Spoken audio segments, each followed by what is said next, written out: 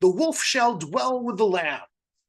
Let's talk about that. Hi, this is Gilgamesh, and this is part of my ongoing series on the book of Isaiah.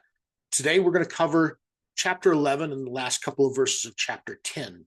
If you'd like to join us from the beginning, I have a playlist that will take you through this entire series from the beginning. But let's dive into it here. We've been talking about some 5 different poems that exist inside of chapter 10, and we are on the last of those that starts in chapter 10 and runs all the way through the end of chapter 11.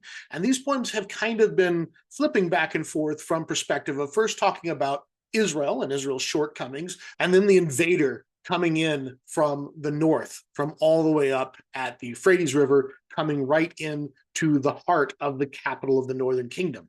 Then flipping back to the perspective of the Israelites and talking about the restoration of a remnant. And then we flipped back to the invader again, this time marching right up to the walls of Zion itself and shaking his fist at them.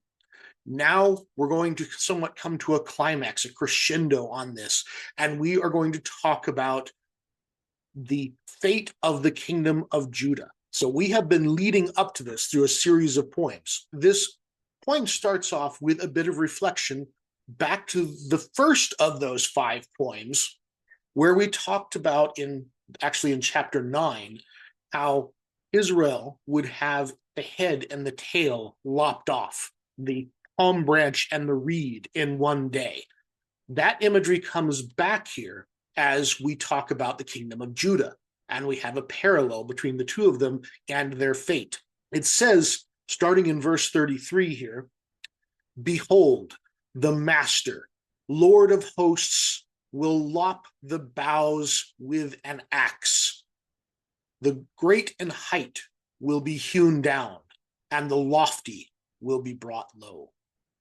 Now, throughout this poem, there is a riches of unique vocabulary, and it is quite challenging to put this verse together into a good translation.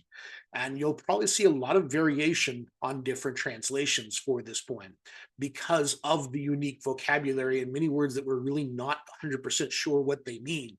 The word here for lop and the word for boughs are both quite rare words.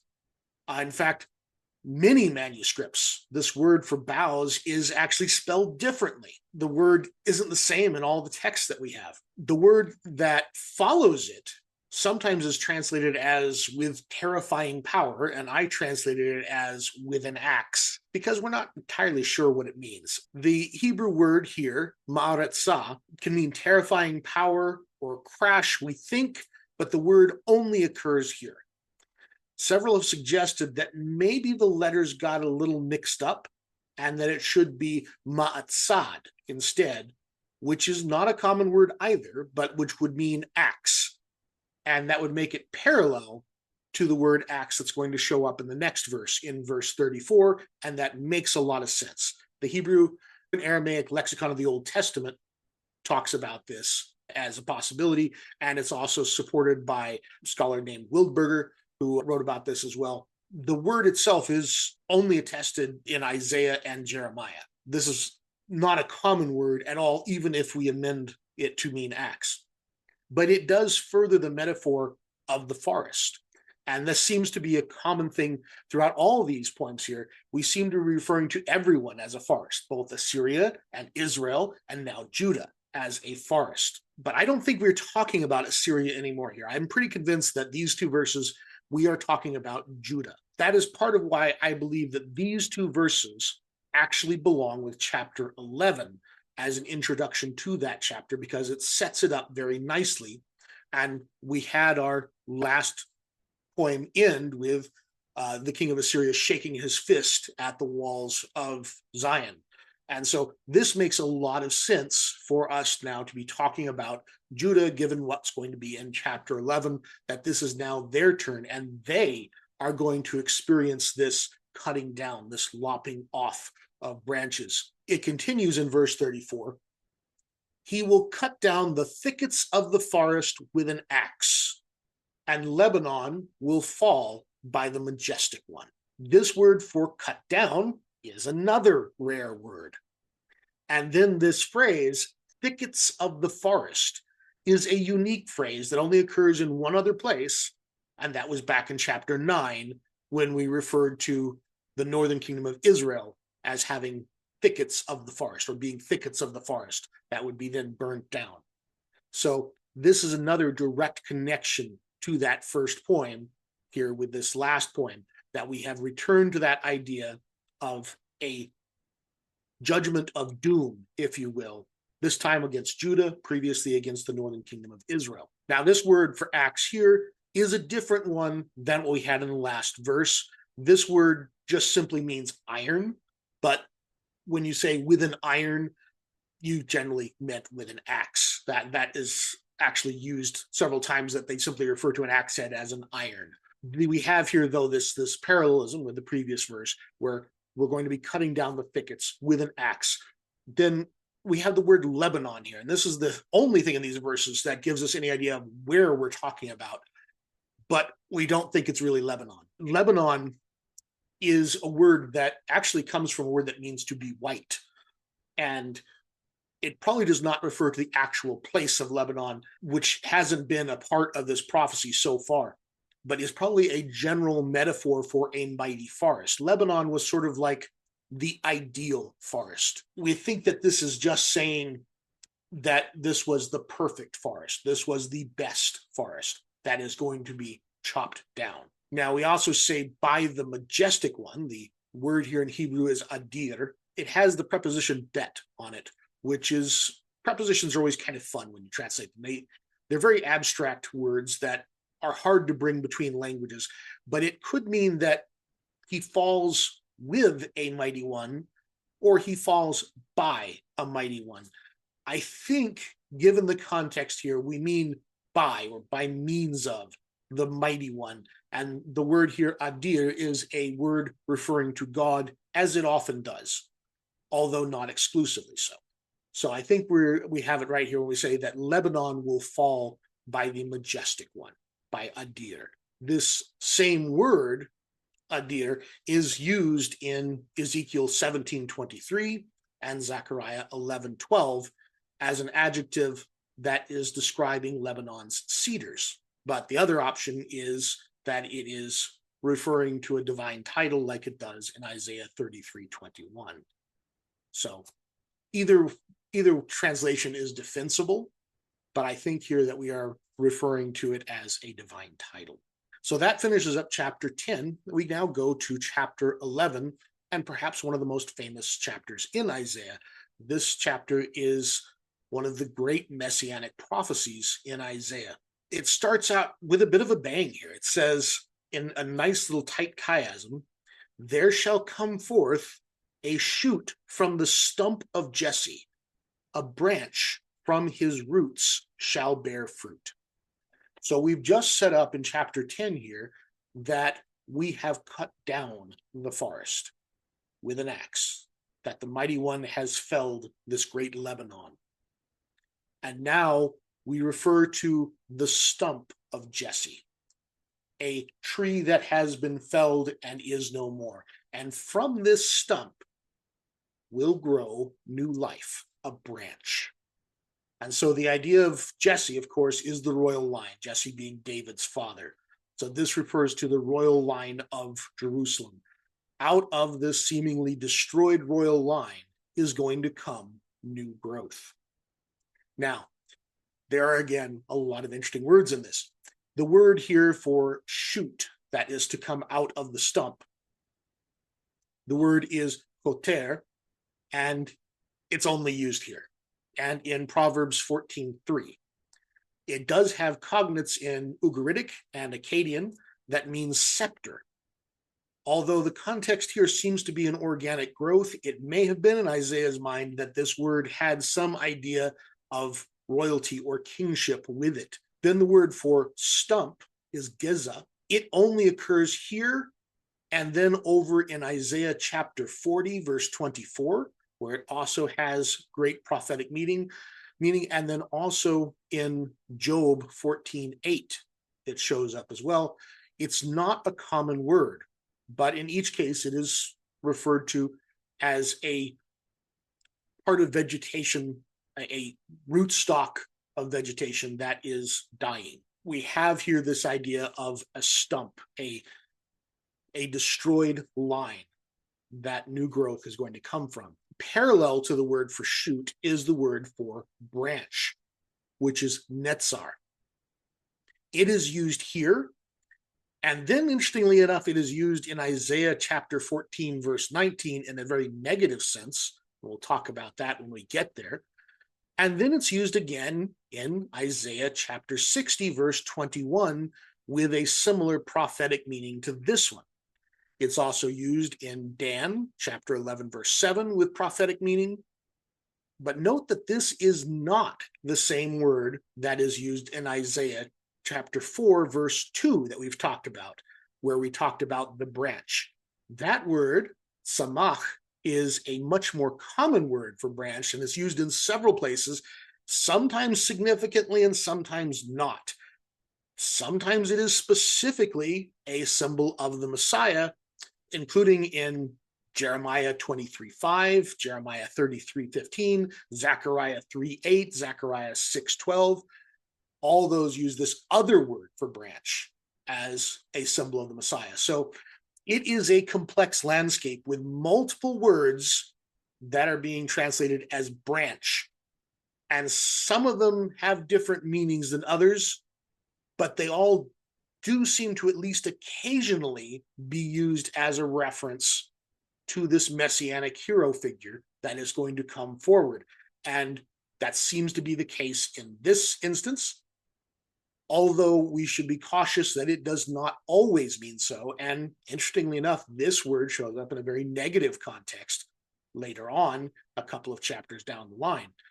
So we have to be very cautious as how we think about this, and that it's not as simple as a simple one-for-one relationship with our English words. But we have here a clear reference to a new person from the line of David, a new king that's going to come forth. It ends here with that this branch shall bear fruit. Well, there's, of course, a little question around that too. The word for bear fruit is para. However, there's another word, parach, which looks very similar, but is just slightly differently pronounced, that means to flower. And so is this branch going to bear fruit, or is it going to blossom? It's hard to say. I don't know that we have an answer for that. I don't know that the nuance and difference between those two makes a whole lot of difference. They kind of talk about the same concept, but you should be aware that different translations may choose to go with one or the other depending on how they see the original text as likely having been. There are a couple of ancient texts that do seem to support the idea of flowering rather than fruiting, but it's impossible to say which one really is the better reading there. This branch, or this shoot, we've been talking about it as though it was a person. We're just assuming from the beginning here that this is a metaphor for a person. And it does seem to be so. And if you had any doubt about that, verse 2 now seems to explicitly talk about this branch or this shoot that's to come forth from the stump as a person. And it has it with this interesting repetitive use of the word spirit, which in Hebrew is ruach. And shall rest upon him the spirit of the Lord, the spirit of wisdom and understanding, the spirit of counsel and might, the spirit of knowledge and the fear of the Lord. And his very breath shall be in the fear of the Lord. There is a phonetic link between ruach, spirit, and rest, which is nacha, through the alliteration of this letter chet. The idea is that the spirit descends gently upon this ideal ruler to come. The noun spirit then is repeated several more times in an emphatic anaphora. And we have the idea of wisdom, understanding, knowledge, counsel, but also might or strength here, but all tempered with a fear of the Lord. One of the main functions of this hero figure will be to bring justice. Isaiah's two favorite words are justice and righteousness, the thing that should be restored. And that's what this hero figure is going to do. We have here then the final line of this, that his very breath shall be in the fear of the Lord. It's hard to portray this in English, but the word for spirit and the word for breathing is the same. It is both ruach.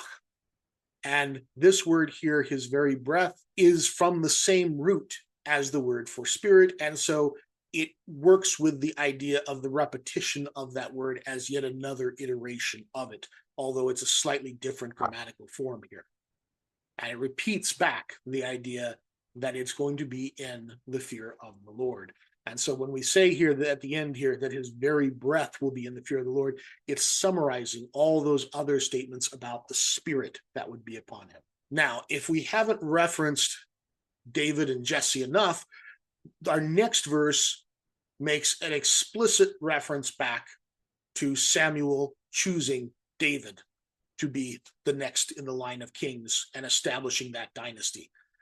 It says here, and this is speaking of our hero figure here, he shall not judge by what his eyes see, or decide disputes by what his ears hear, but with righteousness he shall judge the poor, and decide with equity for the meek of the earth. Put in this nice A-B pattern here of poetry, we have the idea that he's not going to judge after his eyes and ears, the very same thing that Samuel was told when choosing David, that this great hero figure is going to have that same idea that he's not going to go by what his eyes see and what his ears hear, but by righteousness and equity. He's going to have this spirit that he will rely on that will allow him to make righteous decisions. Again, Isaiah's strong sense of social justice. This is particularly for the poor and the meek of the earth. Isaiah is very concerned about marginalized people and that they are not getting their fair treatment in his society. And that is what this great hero figure is going to restore, is not justice for the powerful and the rich, but for the meek and the poor of the earth is who this person is actually coming for. Those who do not have a strong place in society, those who do not have a strong standing before the law, those are the ones that this person will defend. And then in a tight little chiasm here, we have, and he shall strike the earth with the rod of his mouth, and with the breath of his lips he shall slay the wicked. And so again, we are returning to the idea of power being wielded by this hero figure. This formulation is a bit of a pointed oxymoron. Striking the land and killing the wicked are violent images, but this particular king is going to realize these ends, which are necessary to promote justice, through speech, that he's going to use the breath of his lips or his simple speech to accomplish these things. This is in keeping with the idea that the Spirit has rested upon him, that he will perform great things that are often associated with violence, but he shall do it through simple speech. He will not have to take up weapons to do these things, but just the very power of his words will cause this to happen. It does seem to reflect a little the creation account in Genesis 1, where the earth itself is spoken into existence. Going to verse 5, righteousness shall be the belt of his waist, and faithfulness the belt of his loins. Again, the idea of a belt is often a military thing. They did not use belts to hold their pants up back then because they did not wear pants. They would use a belt typically to strap on equipment and gear. They might use a belt to tie up their flowing robes so that they could run and move, often referred to as girding up one's loins so that they were prepared for a battle. But his belt will be righteousness and faithfulness. And so he is taking upon himself these idyllic traits here to arm himself with these rather than with weapons. And if you had any question about the passive nature of his power here, of using peaceful means to achieve great and powerful things, look at what we get into in the next verse. In verse 6 here, shall dwell the wolf with the lamb, and the leopard with the young goat shall lie down. I purposely worded it to match the Hebrew here so you could see that it is a nice little chiasm. And then following this up, the calf and the lion shall feed together. Animals are often looked at as a source of enmity between each other. And here we have natural predator and prey, wolf and lamb, leopard and young goat, to wild animals, to domesticated animals, to ferocious animals, to fairly simplistic, non-threatening animals, and they have become friends. They lie down together, they dwell together, and this wonderful, peaceful imagery that Isaiah first introduces to the world that will become so important to future poets and even writers in other scripture about the idea of these animals living together in peace. He also pairs a calf with a lion that shall feed together. This word feed together, the traditional text says umeri, which is a fatling, but there are two ancient versions of the text, the Septuagint and also the Syriac translation, that based on their translations, it looks like this should be a verb which means to feed, which would be yimru. And so the context here also seems to require a verb here, something for the calf and the lion to be doing. You will see some translations like the King James that will have the calf and the lion and the fatling, but really it should be a verb here. The calf and the lion shall feed together, the verb meaning to get fat, not a thing that is fat. One of the resources I use a lot online, Net Bible, suggested that the Dead Sea Scrolls also supported this reading. And my edition of Biblia Hebraica Stuttgartensia, I could not see that it was saying that the Dead Sea Scrolls supported this also. So I decided to go look it up for myself. And I found it. The Dead Sea Scrolls are online. And yes, it does indeed support this reading. If you look here, you'll see the words, and I have here the actual writing from the Dead Sea Scrolls, and then down below it, in a modern typeface, what those letters are. And you can see that it supports a different spelling of the word than what we have in our received text. And so, yes, the Dead Sea Scrolls also support this reading, that should be a verb there, and it should be that the calf and the lion feed together as the correct translation. And it ends it with, and a little child shall lead them. Now we've introduced humans into this wonderful utopia. And we decided to put another chiasm right afterwards here. The cow and the bear shall graze, together their young shall lie down, and the lion, like the ox, shall eat straw.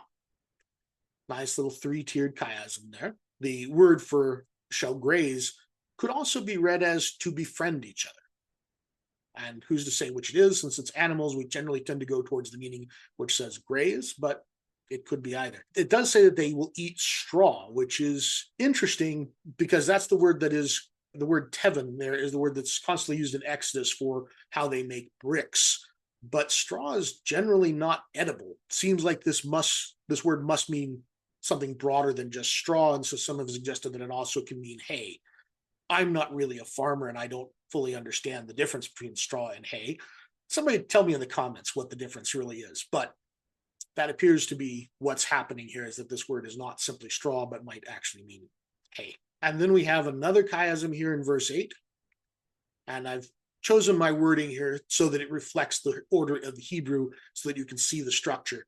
Shall play the nursing child over the hole of the cobra, and on the adder's den the weaned child shall put his hand. Well, one of the first things to note here is that the word for play, which is sha'asa, is a word with a repeated syllable that Isaiah seems to really like. He does this a lot, more so than any other writer in the Bible that I've noticed.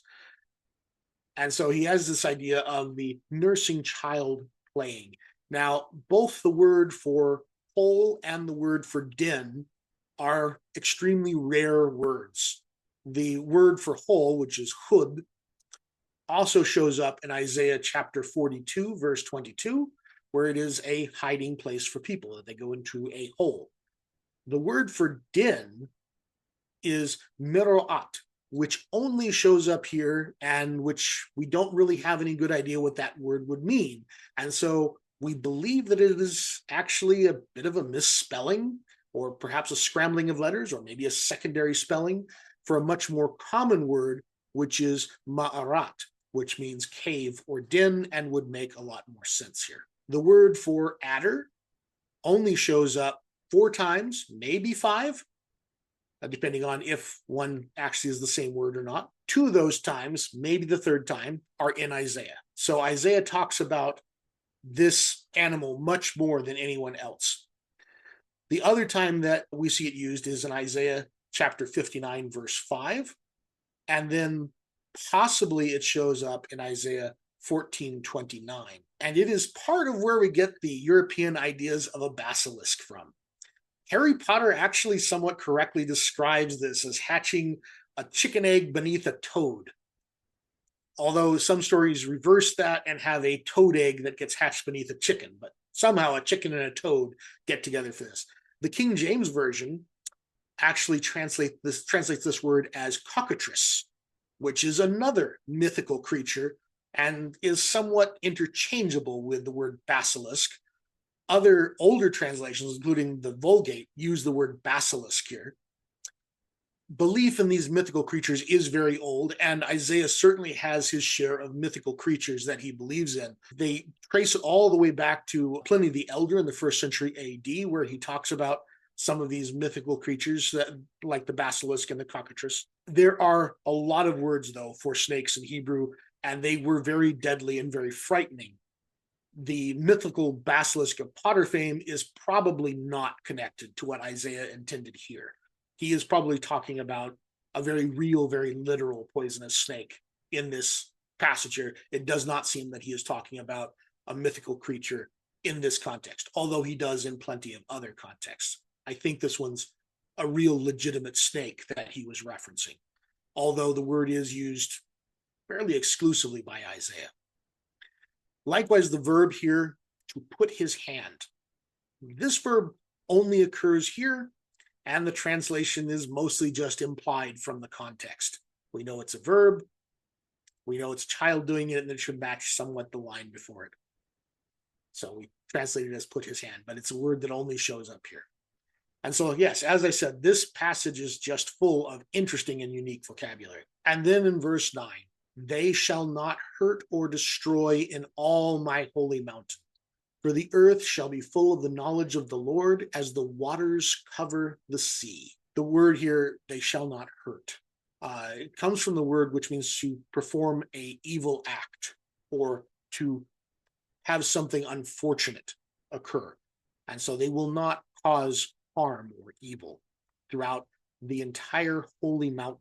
Holy mountain is an obvious reference to the temple. It is also a source of knowledge of the Lord and is the reason for this widespread peace. So this peace flows from the temple across the world. The idea that the temple was a source of knowledge and peace and not just a place of praise or sacrifice is a prominent theme in Isaiah.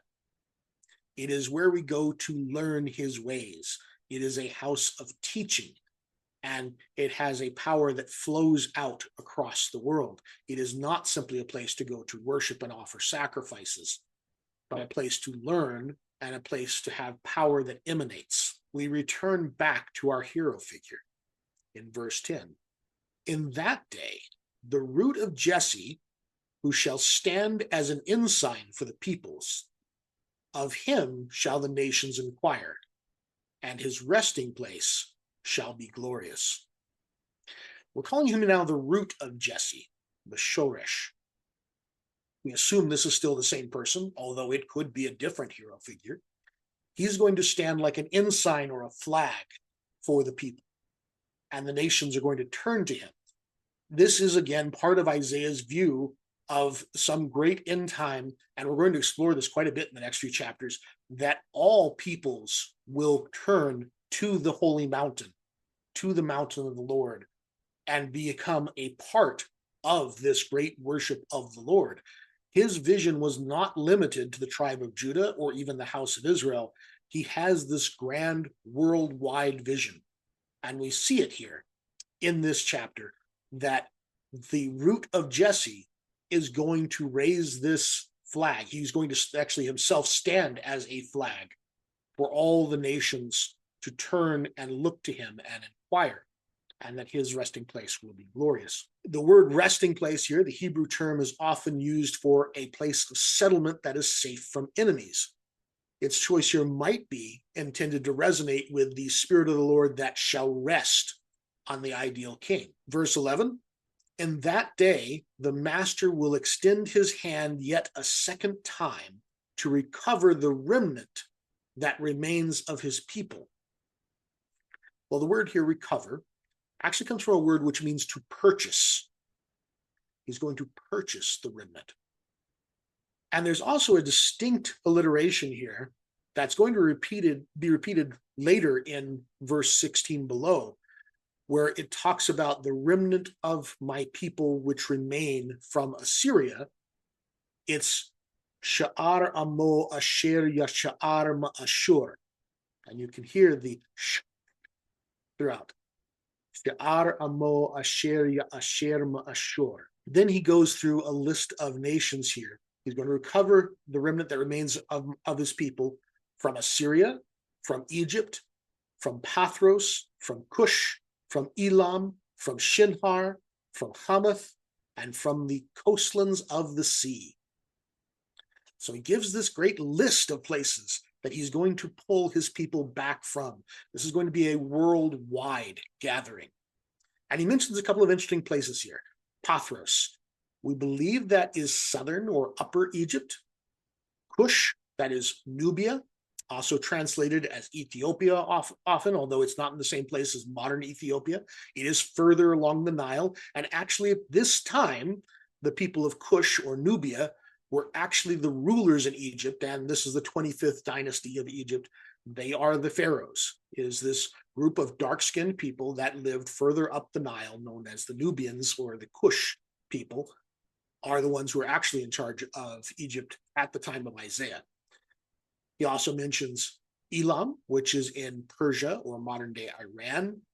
And he mentions Shinar, which is a little bit of a disputed word. It basically probably means Babylon. It is probably the same word as Sumer, which was in southern Mesopotamia, modern-day Iraq. And he also mentions Hamath, which is in Syria, probably near the northern border of modern Israel. And then he mentions the coastlands of the sea, also sometimes translated as the isles of the sea. This word, this phrase, simply means the farthest places you can imagine. It doesn't necessarily mean islands like we think of them. It could be an island, it could be a beach area, but it's where the land ends, or it's way out past where the land ends. It is the unfathomably far places. Keep in mind that no one in the time of Isaiah had ever seen a map. The first maps we get will be a couple of centuries later that we first see them, and they look awful. They are not anything like we would think of as a map. In Isaiah's time, nobody had a visual picture of what this looked like. It just simply wasn't something that had been invented yet. And so he's speaking of these places, and he's basically saying across all the world as far away as you can imagine. And then we have this great little chiasm in 12 here. You'll notice that chiasms seem to be all through this poem. He will raise an ensign for the nations, and he will assemble the scattered of Israel and the dispersed of Judah. He will gather from the four wings of the earth. So he's going to raise this ensign to the nations. We again had himself standing as an ensign. Now he's going to raise an ensign. Previously, God raised an ensign or a flag to the far-off nations to attack Israel and to attack Judah. Now we have a complete reversal of that metaphor. Now he is raising an ensign to gather them back home. The banished of Israel, the dispersed of Israel, the dispersed of Judah.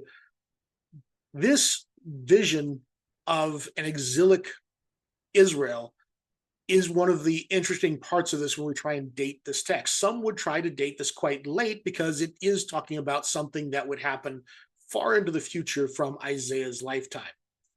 It is possible that what happened in his lifetime in 721 BCE, where he saw the northern kingdom taken away, that he is seeing that same future for Judah. That is not hard to believe that he could have prophesied that. But many scholars will take this and say that some of this must be later material, because you could only talk about such things after they occurred. But you could also make a very reasonable argument that he would have predicted this type of thing would happen to Judah as well, based on the course they're on. Now, I do love the term, the four wings of the earth. Generally, in translation, we put that into a more familiar term, the four quarters of the earth or the four corners of the earth. But the Hebrew is actually the four wings of the earth, which I think is kind of a nice imagery. And in multiple mythologies, that is related to the four rivers that run out of the Garden of Creation.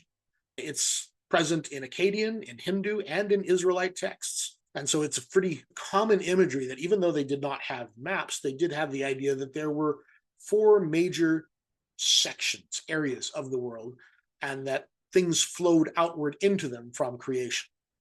Another couple of chiasms here in verse 13.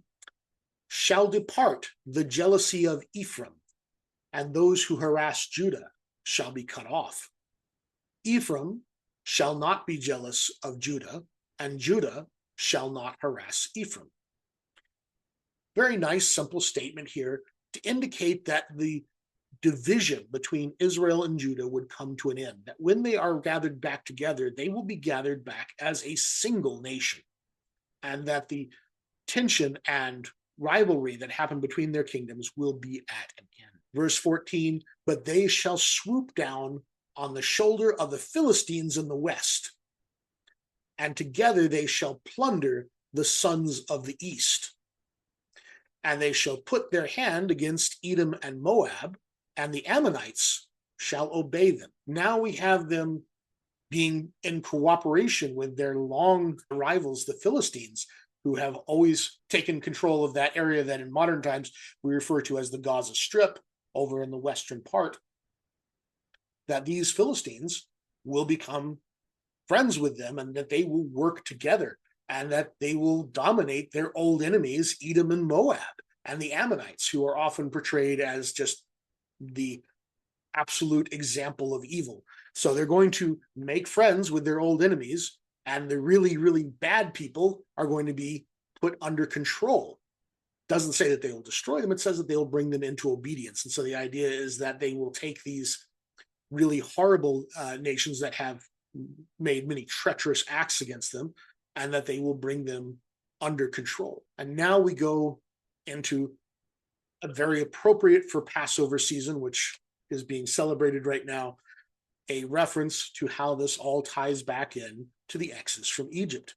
In verse 15, and the Lord will dry up the tongue of the sea of Egypt, and will wave his hand over the river with his scorching breath, and strike it into 7 wadis, and he will lead the people across in sandals. The phrase here, to dry up, in the traditional Hebrew text, it actually is a word, cherem, which means total warfare, to destroy every living thing.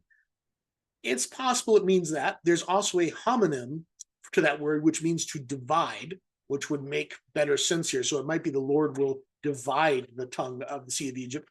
But others would change that final letter to a bet. And if you do that, it means to dry up, which makes a lot more sense in context here, that the Lord will dry up the tongue of the Sea of Egypt. And that seems to be a better translation, and it's supported by the Greek Septuagint, by the Syriac, by the Targum, and the Vulgate. So there are a lot of support for the idea that this should actually read dry up rather than destroy.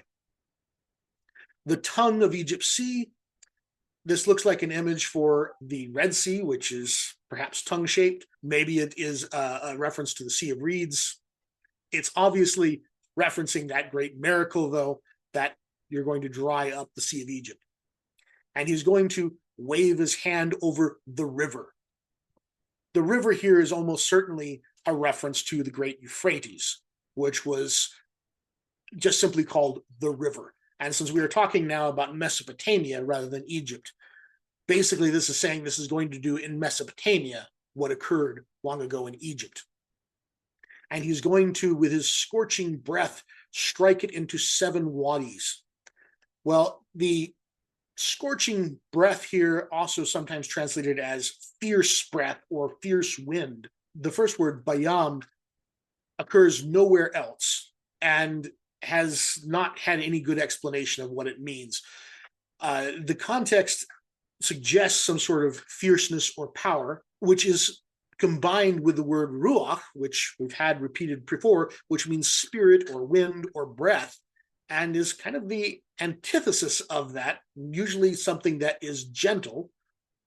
And so the idea here, again, of this fierce or devastating wind, or this scorching wind, since it's drying things up, is quite an interesting contrast. It's going to strike it into 7 wadis. The Hebrew word here is nechal, which for a long time we really didn't know what that word meant. And so many of the earlier translations will use words like stream and so forth. But a wadi is a particular type of stream. It's a seasonal stream, one that only runs during the rainy season. And in Hebrew, the word for it is nechal, as we now understand. For a long while, we didn't realize what that word was. And of course, the number 7 was a common stand-in word for just simply meaning several. And the idea here is that it's going to be taken from the mighty Euphrates to just several seasonal riverbeds that tend to dry up all the time. A great blow to the mighty Euphrates River. And the idea that somebody can cause it to walk across in sandals, the idea here is, of course, an allusion to the miracle of the parting of the Sea of Reeds that runs through this and also our next verse here, waving the hands over the waters, pushing back the waters by a wind of God, walking where the sea was on dry land, a humbling of the mighty Euphrates, and an opening up of a pathway for the children of Israel. All of this referencing back to the Exodus from Egypt, now being repeated in the land of Mesopotamia. We make this clear in verse 16, and there shall be a highway for the remnant of his people which remain from Assyria, as there was for Israel when they came up out of the land of Egypt. In case you didn't get the metaphors, it's now told to you explicitly that Assyria is going to be like Egypt was. And here again, we have the prominent sound play, Asher ya Asher ma'ashur, the same alliteration that we had earlier, with slightly different words here, but those which remain from Assyria, like was, and then there was from Israel. But we have several words put together there that have this repeating SH sound throughout it. And this brings us to the end of this section, but not quite. What follows in chapter 12 is actually based on the Song of the Sea that the children of Israel sang as they crossed through the Sea of Reeds back in the book of Exodus. Another wonderful thing with a bit of Passover imagery here. But we will deal with that next time because this has already become long enough. But here we have the idea that there will be this hero figure from the line of David that will grow up out of its chopped down stump. And he will bring justice back to the people. He will raise up a flag. There will be international peace, and everyone will help the Israelites come back to their promised land, to the mountain of the Lord, where the animals themselves will be at peace with each other, children will be safe, and the world will have this wonderful moment of peace and prosperity flowing out from the mountain of the Lord to the whole world. And what better imagery to leave you with than that? I'll see you in the next one. Have fun.